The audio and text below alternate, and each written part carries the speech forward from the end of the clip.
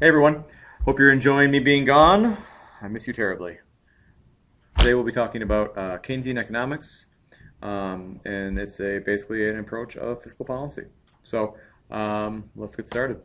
Keynesian economics was started by a dude named Keynes, believe it or not.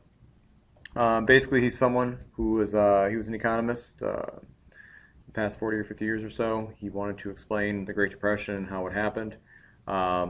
And basically, the big part of his theory is that it is the government's role to ensure that the economy is ripping and roaring. That when the economy is doing really, really well, the government doesn't have to spend as much. But when the economy is tanking, then it's the government's job to just spend and spend and spend and spend and just dump money into the economy. And a lot of this should sound familiar because if you think about it, the past 4 or 5 years, our federal government has spent a lot of money in stimulus packages and stuff like that. And that's because those people, presidents and congressmen, senators, whatever, a lot of people agree with this approach of Keynesian economics, and that sometimes the government needs to spend to help the economy out. So let's spend about 5 minutes or so kind of going over some of the basics of Keynesian economics. All right. So this is a fantastic graphic right here. And basically what we have here is there's basically three parts, three big areas of consumerism, I guess. You have your basic consumers like you and me, just individuals who spend money within the economy. Businesses spend money within the economy, and governments spend money. So if you kind of add up like how does money get spent, it's obviously one of those three areas. Okay, and so Keynesian economics basically claims that there's these three sectors or whatever you want to call it. All right, and the other important thing to know about a Keynesian economics is they believe in something called productive capacity. Okay, productive capacity is basically full employment. All right, and the economy is pumping out the most it can pump out. All right, and so basically what a Keynesian will tell you is that whatever the gap is between consumer and business spending to the productive capacity, the government needs to fill that gap.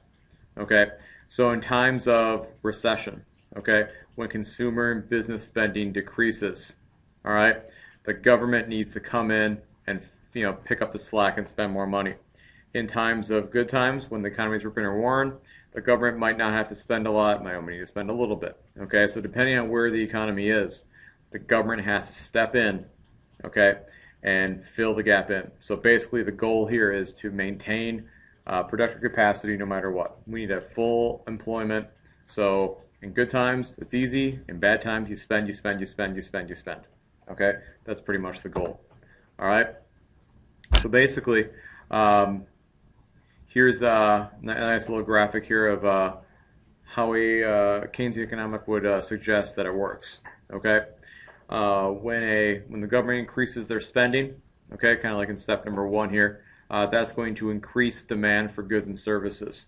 This increase in demand for goods and services is going to increase production levels. It's going to make businesses expand, okay, and thus hire more workers. Okay, now that people have more jobs, they are also going to become consumers, and they will start purchasing more goods and more services, okay, and that will continue to expand other businesses and such.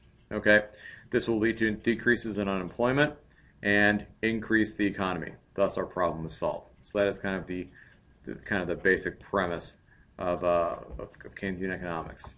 Okay, basically, when it comes to fighting recessions, okay, so whenever there's a recession, excuse me, a Keynesian is going to basically, like I said, spend, spend, spend, spend, and spend.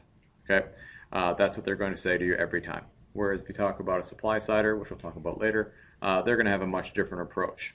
Okay, a Keynesian is also going to believe in something known as the multiplier effect. Okay, and this is the idea that every dollar that you spend creates more than $1 in economic activity. So essentially that 1 plus 1 equals 4.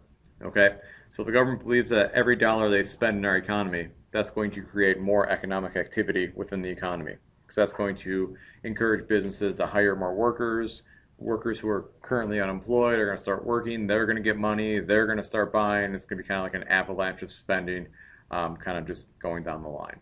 Okay?